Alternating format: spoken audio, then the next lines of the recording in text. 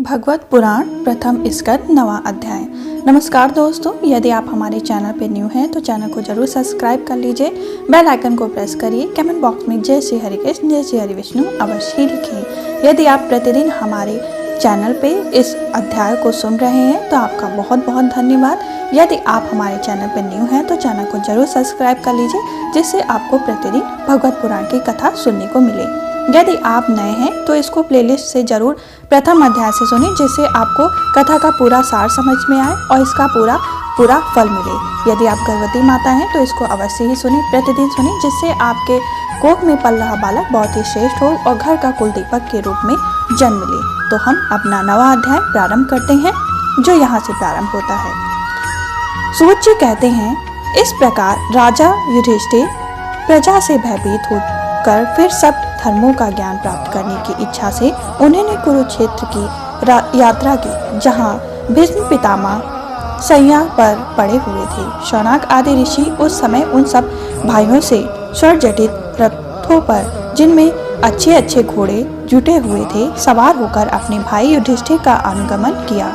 उनके साथ व्यास, सौम्य आदि ब्राह्मण भी थे। शौनक जी अर्जुन के साथ भगवान श्री कृष्ण भी रथ पर चढ़कर चले। उन सब भाइयों के साथ महाराज युधिष्ठिर ऐसी शोभा हुई मानो यक्षों से घिरे हुए स्वयं कुबेर ही जा रहे हों।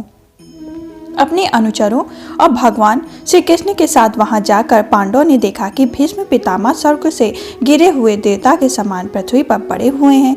उन लोगों ने उन्हें प्रणाम किया। शौनक आज उसी समय भरतवंशियों के गौरव रूप भीष्म पितामह को देखने के लिए सभी ब्रह्म ऋषि, देव ऋषि और राज ऋषि वहां आए। पर्वत, नारद, धौम्य, भगवान व्यास, बृहद, भरद्वाज शिष्यों के साथ परशुराम जी, वशिष्ठ, इंद्रप्रद, तित, ग्रत, सम्मत, अशीत, कच्छुवान, गौतम, यत्री, विश्वामित्र, सुदर्शन तथा और भी सुखदेव आदि शुद्ध हृदय से महात्मगण एवं शिष्यों के सहित कश्यप आदि, बृहस्पति आदि मुनिगण भी वहां पधारे। भीष्म पितामह धर्मों को और देश काल के विभाग को कहाँ किस समय क्या करना चाहिए, इस बातों को जानते थे। उन्होंने उन बड़भागी ऋषियों को सम्मिलित हुए देखकर उनका यथोयोग्य सत्कार किया। वे भगवान श्री कृष्ण का प्रभाव भी जानते थे, अतः उन्होंने अपनी लीला से मनुष्य का वेश धारण करके वहां बैठे हुए तथा जगदीश्वर के रूप में हृदय में विराजमान भगवान श्री कृष्ण बाहर तथा भीतर दोनों जगह पूजा की। पांडव बड़े ही विनय और प्रेम के साथ वहां पर पहुंचे, भीष्म पितामह के पास बैठ गए। उन्हें देखकर भीष्म पितामह की आंखें प्रेम के आंसुओं से भर गई। उन्होंने उनसे कहा, धर्मपुत्रों, हाय हाय, यह बड़े कष्ट और अन्याय की बात है कि तुम लोगों को ब्राह्मण धर्म और भगवान के आश्रित रहने पर भी इतने कष्ट के साथ जीना पड़ा, जिसके तुम कदापि योग्य नहीं है। अतिरथी पांडव की मृत्यु के समय तुम्हारी अवस्था बहुत छोटी थी।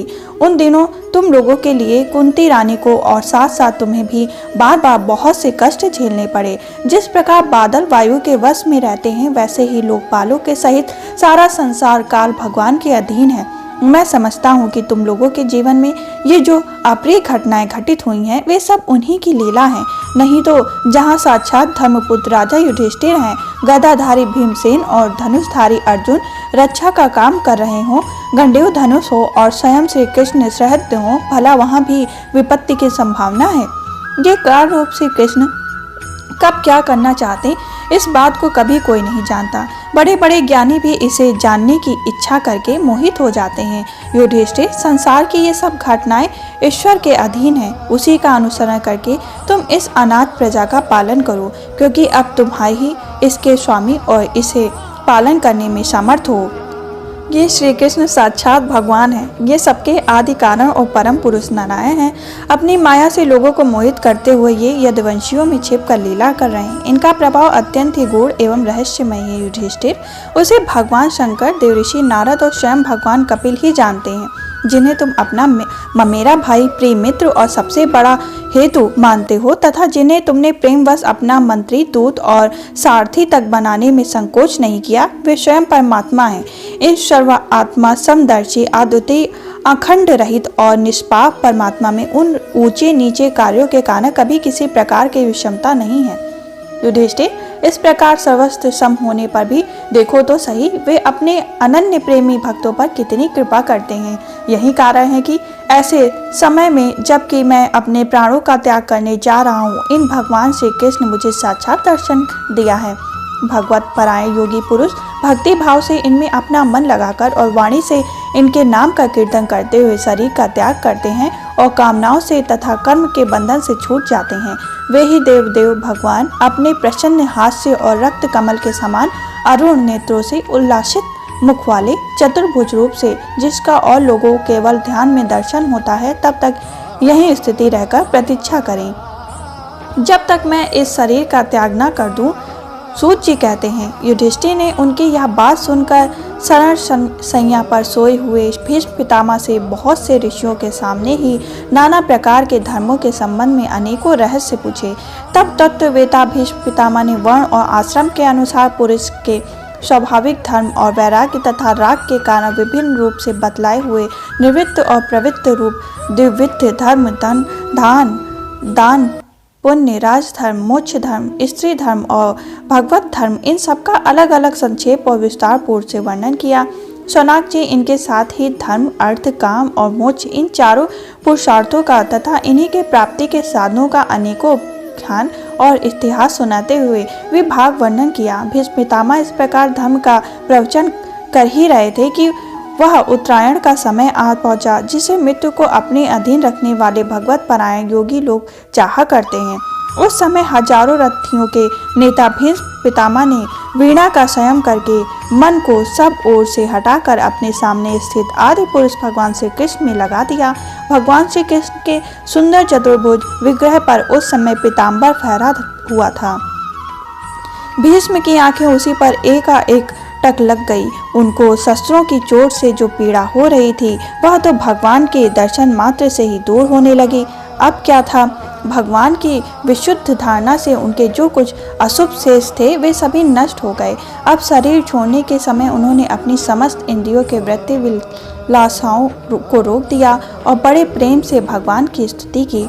भीष्म ने कहा, अब मृत्यु के समय मैं अपनी यह बुद्धि, जो अनेकों प्रकार के साधनों का अनुष्ठान करने से अत्यंत शुद्ध एवं काम न रहित हो गई है, यदुवंश शिरोमणि अनंत भगवान श्री कृष्ण के चरणों में समर्पित करता हूँ, जो सदा सर्वदा अपने आनंदमय स्वरूप में स्थित रहते हुए ही कभी विहार करने की, लीला करने की इच्छा से प्रकृति को स्वीकार कर लेते हैं, जिससे यह सृष्टि परंपरा चलती है, जिनका शरीर त्रिभुवन सुंदर एवं श्याम कमल के समान सांवला, जिस पर सूर्य रश्मियों के समान श्रेष्ठ पीताम्बर लहराया रहता है और कमल सदृश मुख पर घुंघराली अलके लटकती रहती हैं। उन अर्जुन सखा श्री कृष्ण में मेरी निष्कपट प्रीति हो। मुझे युद्ध के समय की उनकी वह विलक्षण छवि याद आती है। उनके मुख पर लहराते हुए घुंघराले बाल घोड़ों की टाप की धूल से मटमैले हो गए थे और पसीने की छोटी छोटी बूंदें शोभामान हो रही थीं। मैं अपने तीखे वाणों से उनकी त्वचाओं को भीग रहा था।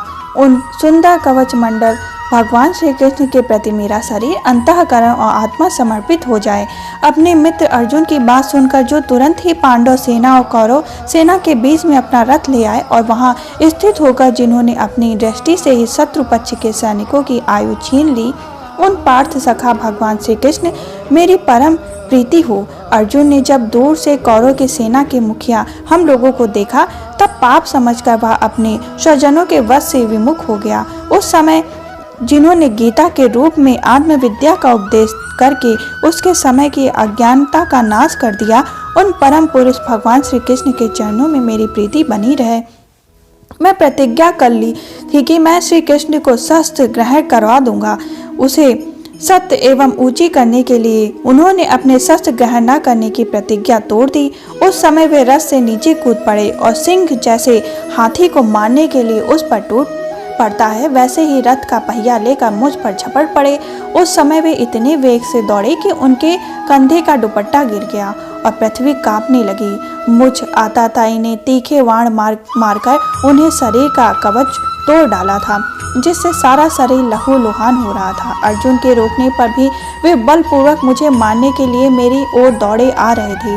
वे ही भगवान श्री कृष्ण जो ऐसा करते हुए भी मेरे प्रति अनुग्रह और भक्त वत्सल से परिपूर्ण थे। मेरी एकमात्र गति हो, आश्रम हो, आश्रय हो। अर्जुन के रथ की रक्षा में सावधान जी श्री कृष्ण के बाएं हाथ में घोड़ों की रास थी और दाहिने हाथ में चाबुक। उन दोनों की शोभा से उस समय जिनकी अपूर्व छवि बन गई थी तथा महाभारत युद्ध में मरने वाले वीर जिनकी इस छवि का दर्शन करने रहने के कारण समरूप मोक्ष को प्राप्त हो गए, उन्हीं पार्थिव सारथी भगवान श्री कृष्ण मुझ मारण शस्त्र की परम प्रीति हो, जिनकी लटकेली सुंदर चाल, हाव भाव युक्त चेष्टाएं, मधुर मुस्कान और प्रेम भरी चितवन से अत्यंत सम्मानित गोपियां रासलीला में अनेक अंतर्धान हो जाने पर प्रेम आदि से मत वाली होकर जिनकी लीलाओं का अनुकरण करके तन्मय हो गई थी, उन्हीं भगवान श्री कृष्ण मेरा परम प्रेम हो। जिस समय युधिष्ठिर का रासु यज्ञ हो रहा था, मुनियों और बड़े बड़े राजाओं से भरी हुई सभा में सबसे पहले सबकी ओर से इन्हीं सबके दर्शनी भगवान श्री कृष्ण मेरी आंखों के सामने पूजा हुई थी, वे ही सबके आत्म प्रभु आज इस मृत्यु के समय मेरे सामने खड़े हैं। जैसे एक ही सूर्य अनेक आंखों से अनेक रूपों में दिखते हैं, वैसे ही अजन्म भगवान श्री कृष्ण अपने ही द्वारा रचित अनेक शरीरधारियों के हृदय में अनेक रूप से जान पड़ते हैं। वास्तव तो वे एक और सबके हृदय में विराजमान ही हैं। उन्हीं इन भगवान श्री कृष्ण में वेद भेद भ्रम से रहित होकर प्राप्त हो गया हूँ। सूत जी कहते हैं, इस प्रकार भीष्म पितामह ने मन, वाणी और दृष्टि की वृत्तियों से आत्मस्वरूप भगवान श्री कृष्ण में अपने आप को लीन कर लिया। उनके प्राण वहीं विलीन हो गए और वे शांत हो गए। उन्हें अनंत ब्रह्म में लीन जानकर सब लोग वैसे ही चुप हो गए जैसे दिन के बीत जाने पर पक्षियों का कलरव शांत हो जाता है। उस समय देवता और मनुष्य नगाड़े बजाने लगे, साधु स्वभाव के राजा उनकी प्रशंसा करने लगे और आकाश से पुष्पों की वर्षा होने लगी। शौनक जी युधिष्ठिर ने उनके मृत शरीर की अंत्येष्टियां क्रिया कराई और कुछ समय के लिए वे शोक ब्रह्म में हो गए। उस समय मुनियों ने बड़े आनंद से भगवान श्री कृष्ण के अनेक रहस्यमय नाम ले लेकर स्तुति की। इसके पश्चात अपने हृदय को श्री कृष्ण में बनाकर वे अपने अपने आश्रम को लौट गए।